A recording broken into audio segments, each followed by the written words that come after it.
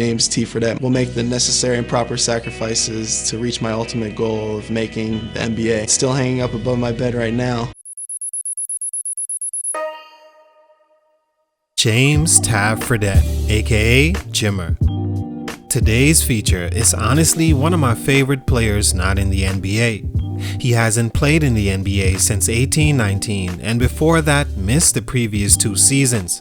It's been that kind of career for Jimmer Fredette, the sharpshooter who as an amateur took over college basketball his final 2 seasons and once averaged 28.9 points a game and shot 40% from 3 for a season, taking almost 9 3-pointers a game. In an era from the late 2000s to now, you'd think that kind of skill set could garner a $100 million contract in the NBA and stardom in a deep shooting era, but for Jimmer, and as much chance as he's had, that just didn't happen. I remember seeing Steph Curry at Davidson and not believing my eyes. The guy was being hounded all game by 1, 2, sometimes even 3 defenders paying attention to him, and he was still clever enough to get enough space and give you 30 points. He hit shots from everywhere and as quick as a showdown on a Texas back road. No question, that same guy changed an era in basketball as every player adjusted to seeing a man play this way, and coaches and teams all wanting to have a guy like that on their team. Well, when Jimmer Fredette came 2 years later, it was almost certain this was another rendition of Steph Curry, only the white Latter-day Saint version with a sort of awkward jump shot that went in from anywhere on the court in college. Like Curry, Jimmer too captivated audiences, and a lot because of the similarities to what we now know as the greatest shooter of all time. But Steph and Jimmer's careers couldn't be more contrast in hindsight. One transcended an entire sport, made all kids watching basketball today, tall or short, center or point guard, not think taking a logo shot is crazy, like we were taught as kids. He continued to dominate the NBA with that shooting, leading to multiple championships and a coveted spot in history sealing NBA Finals MVP. One he watched a bench guy and a newcomer get before him. A top 2 point guard and maybe even top 10 player of all time.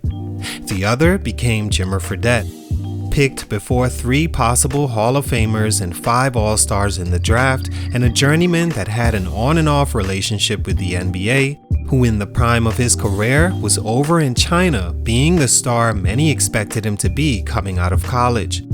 No, Jimmer didn't become those things, but he was still able to play the sport he loves for a living, and at least had the opportunity most that pick up a basketball don't. What happened to the BYU assassin, Jimmer Fredette? Salute to Manosphere Defender for this request. Let's talk about it. It's your boy JC, Stunted Growth. Let's get it, man. Y'all ready to keep this thing moving?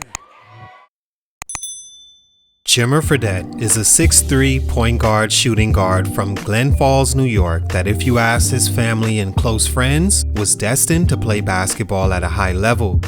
Since 5 years old, he was playing with kids 7 years older than him, taking and making what he'd become known for, deep and impossible threes. His family noticed Jimmer's love and dedication to basketball and all pitched in their own ways to help further his passion. His older brother once said since 10 years old, you could see Jimmer was going to the NBA. Religion would become a huge part of Jimmer's journey as he decided to follow the Church of Latter-day Saints. In high school, Fredette developed into a top 75 overall player early at one point, All-State as a junior and senior, and top 20 all-time on New York's scoring list.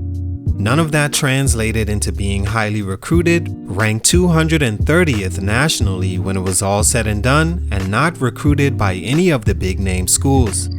He decided on BYU because of family ties and a place he could further his religious beliefs. Stunt number 1, translational skill set.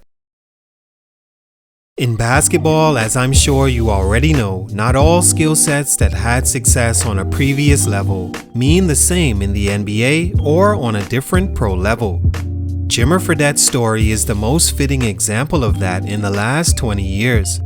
In college, not including his freshman year, Jimmer was amazing. Not to bring it up again, but Steph Curry-like in his use of the three-pointer, being a normal-looking person off the court, but unbelievable athlete on it, whose fanfare became cult-like. Every so often, he would have outbursts in scoring and shooting that would fuel that, like 49 against Arizona December 2009, 37 in a 2010 tournament game against Florida for the win and breaking a 17-year second-round drought, or 29 points against UNLV that made him the Mountain West all-time leading scorer. Fredette broke tons of records in his 4-year college career and could have even opted for the NBA draft after his junior season and likely be a first-round pick. In the wake of Steph Curry, college basketball embraced Jimmer even more as the second coming of these amazing shooting performances that would usher in the next decade and who knows how long to come. They even had a saying for defenders that failed attempting to stop him: "You got Jimmered." Kind of a ring to it, but not really, but still an incredible achievement for a guy college teams didn't believe in just a few years prior. Maybe the reason Jimmer Fredette was able to have such a great college career, where as a senior he averaged 29 points a game and covered by ESPN and the Sports Illustrateds of the world, was because in college he had the system in place to fit exactly what he's best at, and in the NBA he never got that. In college, a coach would embrace having one player be the focal point of a team, means more notoriety for the school, him as a coach, and usually one superstar player can take a college team all the way or to achieving their goal. Jimmer could do anything in BYU's offense, including hold the ball for the entire shot clock himself, which he did on a regular basis. It was all about him, and he was comfortable that way, leading to an ultimate green light and confidence. Any player with those two things is going to do great. In the league, he learned immediately that green lights are earned and competitive, at least until you've proven you deserve it. Even then, there's 2 or 3 other guys possibly on your team that probably do as well. When it wasn't all about him, the world learned that outside of that, he didn't have a skill set that translates.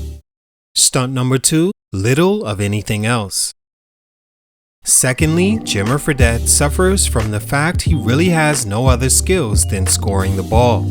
Not in the NBA at least, or not ones that are competitive on that level, I should say. What happened in the NBA was because Jimmer was allowed so much freedom from his college team in a conference where there's not grave expectations like the bigger schools, and the only player on the team with NBA talent, Jimmer didn't get to develop the ability to play fast and make plays for others. He just did him, and it was imperative for BYU that he could do him as a scorer. But at 6'2", which is not an advantage at the point guard position, slow-footed naturally, and such a great offensive weapon, he never learned how to do other things like defend and fit in while standing out to a level he could lean on at least. So when he got to the NBA, he saw that what he did was a dime a dozen, and the things he didn't were what separated him from the best. He was a horrible rebounder and defender, averaging zeros for his NBA career, and wasn't at all the playmaker NBA teams need running the show. It was now a new concept for him. He couldn't get by long defenders, wasn't able to shoot over them without the green light at least, and didn't have the passing IQ because he never had to use it anywhere else. When teams realized he did little of anything other than scoring, they passed him around like a Lucy in Harlem. Stunt number 3, getting better. And finally, what would have all changed the outcome for Jimmer Fredette was if somehow he had gotten better at his weaknesses at some point over his career. It seems in the off seasons all he did was work on his strength of shooting because it's his only respectable numbers looking at his career. But he never improved his playmaking ability, usually hovering around 1 assist per game, probably never seen a shot and thought, man, I could block that. And a rebound could hit him in the face and he'd probably get pushed out the way by the time it landed. Defensively, he was food to elite point guards as he looked fish out of water-like on that end, without the toughness or physicality to not get caught on screens or take charges or successfully reach for steals, on ball or in the passing lanes. IQ and savvy can change that as well, but not when all your life you never learned you needed those things on the highest level. Because over the years these things never got better, Jimmer was constantly traded, waived, and sent to the G League or out the league and in China where those things work.